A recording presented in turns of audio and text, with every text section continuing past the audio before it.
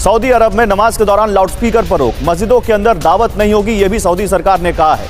दावतों के लिए चंदा मांगने पर भी रोक लगाई गई है। वहां पर उन्होंने अनाउंस किया है सऊदीया ने कि अब रमजान में लाउडस्पीकर बैन किया जाएगा, लाउडस्पीकर पे कोई चीज नहीं आएगी, सड़कों पे जो मतलब नमाज पढ़ लेते हैं वो भी नहीं पढ़ी जाएगी, और ज़कात फितराना जो रमजान में लिया जाता है मस्जिदों के लिए वो भी बैन कर दिया कि अब वो कुछ भी नहीं लिया जाएगा। सऊदी अरेबिया के अंदर आपको पता होगा कि अभी नए लॉस पास किए उन्होंने।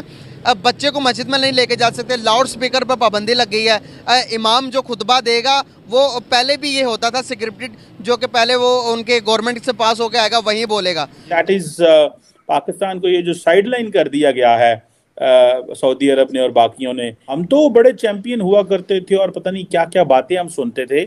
सऊदी अरेबिया जो है वो हमारे जितने भी इस्लामी ममालिक हैं उनका खुद को सरबराह कहता है। अगर जब सरबराह के ये काम होंगे या उसकी स्टेट के अंदर ये कुछ होगा, फिर पाकिस्तान हो गया, बांग्लादेश हो गया या और मुस्लिम ममालिक हो गए, फिर उनमें तो ये चीज़ आम चल पड़ेगी। सऊदीज जो हैं वो बेसिकली ईरान, सऊदीया या मिस्र, ये वो मुल्क हैं जो हम जैसे ममालिक के लिए रोल मॉडल हैं। अगर उनमें ये चीज़ें हैं तो ये तो मैं समझता हूँ काबिल मज़म्मत है हमारे। एक बार शेख साहब से सवाल किया कि सर आपका कंट्री तो मुस्लिम है, भाई you are allowing them to make mandir, तो वो बोलता है भाई आप मस्जिद में जाओ, आपको एयर कंडीशन मिलेगा, वहाँ पे कोई प्रॉब्लम है तो आप मुझे वहाँ पे बताओ। अच्छा। तो अब वहाँ पे सब आज़ाद हैं, अब यही चल रहा है। और पाकिस्तान को इग्नोर करने की पॉलिसी बनाई है उन्होंने। ये स्पेसिफिकली जब अरब कंट्रीज़ ने ओपनिंग की इंडिया के साथ अपने ताल्लुकात के हवाले से, तो पाकिस्तान ने इसको बहुत ज़ोरों शोर से उठाया।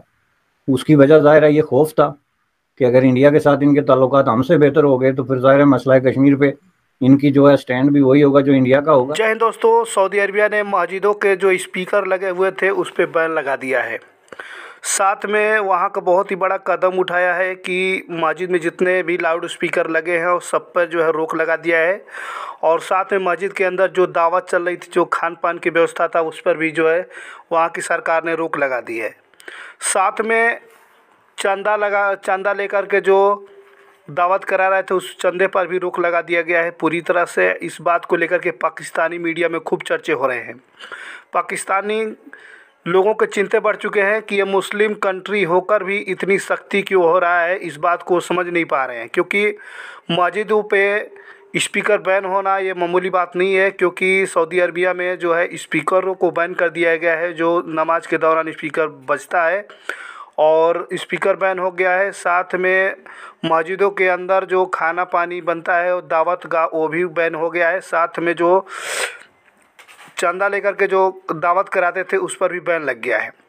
पाकिस्तानी लोगों का ये चिंता बढ़ रही है, क्योंकि देख सकते हैं मुसलमान होकर कितना कठोर कदम उठाया है सऊदी अरबिया ने।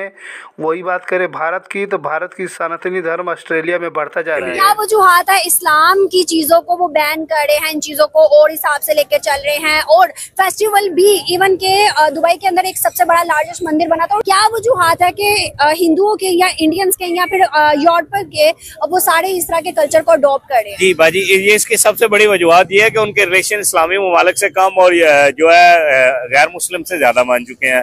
उनका आना जाना इंडिया में ज्यादा है। आपने देखा हालिया दिनों में उनका वो मोहम्मद बिन सलमान एक दौरा भी करके गया है। उसके अलावा उनका आना जाना जो है यूरोपीय ममालिक के साथ ज्यादा है। उनके लेन देन, उनके बच्चे, उनका खाना पीना, उनके टूरिस्ट सारा वो उधर ही करते हैं। तो सारी बात है, जब वो बंदे का किसी के साथ लेन देन मेल जोल उनके साथ होगा तो फिर वो उन्हीं का कल्चर अडॉप्ट करेगा। लेकिन वहाँ ज्यादा जारी है। क्या आपको नहीं लगता कि आने वाले टाइम में पाकिस्तान के लिए कोई बुरा इम्पैक्ट पड़ने वाला है इंडिया और सऊदी की यारी से? भाजी इससे बुरा इम्पैक्ट क्या होगा कि उनका वो सऊदी शाह फरमान है जो है मोहम्मद बिन सलमान है, वो आया, उसका दौरा इंडिया को हुआ, पाकिस्तान वो नहीं आया। यही देखे ना, इससे बुरा इम्पैक्ट तो कुछ नहीं हो सकता। उनका लेन देन, मैं आपकी बात से मुकम्मल मुतफिक हूँ, उनका लेन देन इंडिया के साथ है और इसके असरात पाकिस्तान में काफी हद तक आ चुके हैं और काफी हद तक आने वाले कुछ दिनों के बाद आ जाएंगे। अभी देखे ना 100 बिलियन की रिफाइनरी था सऊदी का, उन्होंने कहा नहीं हम नहीं करेंगे, बहुत बड़ा प्रोजेक्ट है, आप लोगों से तो कभी नहीं करेंगे। भाजी यही मसला ना, सऊदीया कैसे करेगा जब हम अपने सी पैक को ही महफूज नहीं कर सके। अभी तक सियासतदानों के हाथ, एस्टेब्लिशमेंट के हाथ, मतलब पाकिस्तान की इंतजामिया के हाथ में जो आ रहा है, उन्होंने कोई इसको सिक्योर किया सी पैक को। मुस्लिम अगर ये चीज़ अगर है तो मैं समझता हूँ कि ये सही नहीं है आज़ादी देना, मतलब कि यूएई के अंदर मंदिर बनना। उसके अलावा जिस तरह से अभी नए लॉ पास किए हैं, आपने सुनी होंगी मेरी बातें, क्या कहना चाहेंगे? क्या इतना फ्रीडम देनी चाहिए नॉन मुस्लिम्स को, या अपने मज़हब को भी इतना करना चाहिए या नहीं? नहीं, जो हदीस में है वो तो हिजाज़ मुक़द्दस के मुतल्लिक़ है कि उनसे तो इनको दूर रहना चाहिए, उसमें से उनको जो हिजाज़ मुक़द्दस उसमें से पाक कर लेना चाहिए। लेकिन दूसरी बात यह है कि अगर यूएई में उसका मौजूद होना, मंदिर का मौजूद होना, यूएई एक इंटरनेशनल सिटी है और वहाँ पे अच्छा बड़ी बात यह है कि दुनिया के जो मुस्लिम मालिक हैं, बांग्लादेश है, जो लेबर जो है वो एक्सपोर्ट करते हैं यूएई, उनमें पहला नंबर इंडिया का है। इससे बड़ी क्या अफसोसनाक बात होगी हमारे लिए? तो अस्सलाम वालेकुम, वालेकुम सलाम है, अल्लाह ताला का शुक्र है, अल्लाह ताला का एहसान है। लेकिन ये बस ये देख लें, बड़ी अफसोसनाक बात है। और मैं एंड पे यही कहूँगा कि जिनको हमारा रोल मॉडल होना चाहिए था वो हमारा रोल मॉडल नहीं है अब रहे। ये सारा कुछ ज्यादती है और गलत, ये हुआ ही गलत है।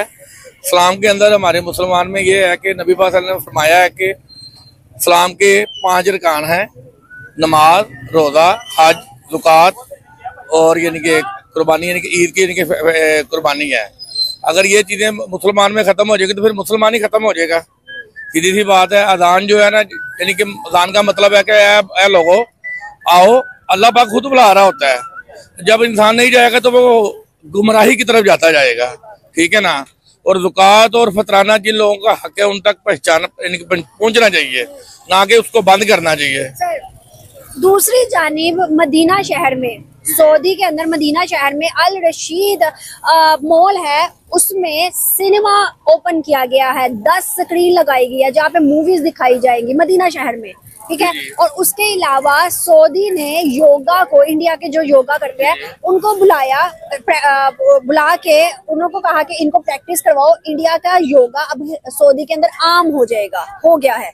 और दूसरी एक और चीज है कि इंडिया की जो एजुकेशन है, गीता वगैरह, उसको भी पढ़ाया गया था कुछ स्कूल्स वगैरह में। क्या ये चीजें सही हैं?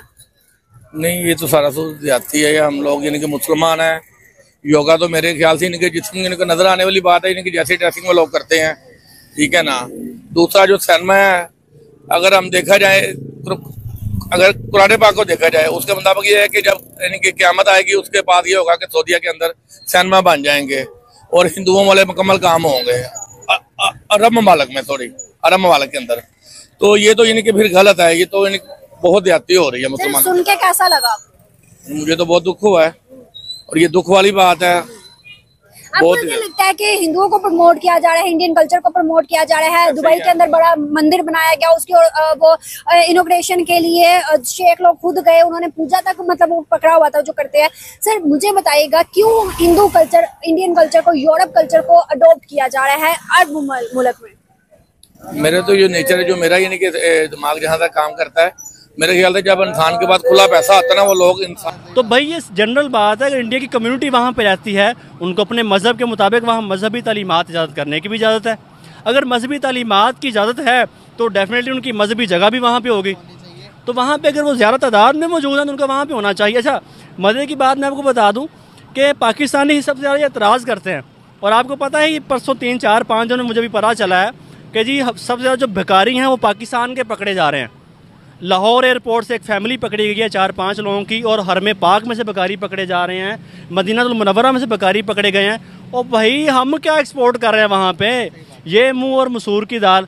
मशवरे हम ये देते हैं कि भाई ये करो वो करो, और एक्सपोर्ट करते हैं वहाँ पे हम जो बकारी एक्सपोर्ट करते हैं। क्रिमिनल एक्टिविटीज़ के अंदर सऊदीया के अंदर सबसे ज़्यादा जो जिस नेशन के लोग हैं वो पाकिस्तान के लोग हैं। पाकिस्तान के जेलें भरी पड़ी हैं, जेलें। सो अगर हमारी हुकूमत इस काबिल हो कि भाई वो उनके साथ एग्रीमेंट करे, मुसलमान जो लोग हैं वो ज़्यादा उनको एक्सपोर्ट किए जाए। पाकिस्तानियों को समझ में नहीं आ रहा है कि एक मुस्लिम कंट्री होते हुए भी सऊदी अरबिया जो है वो मस्जिदों के स्पीकर पर क्यों बैन लगाया है। साथ में दावत के अंदर जो दावत होता था जो मस्जिद के अंदर, उसको भी बैन लगा दिया है। चंदा मांग कर जो है दावत नहीं करा सकते, इस पर भी बैन लगा दिया है।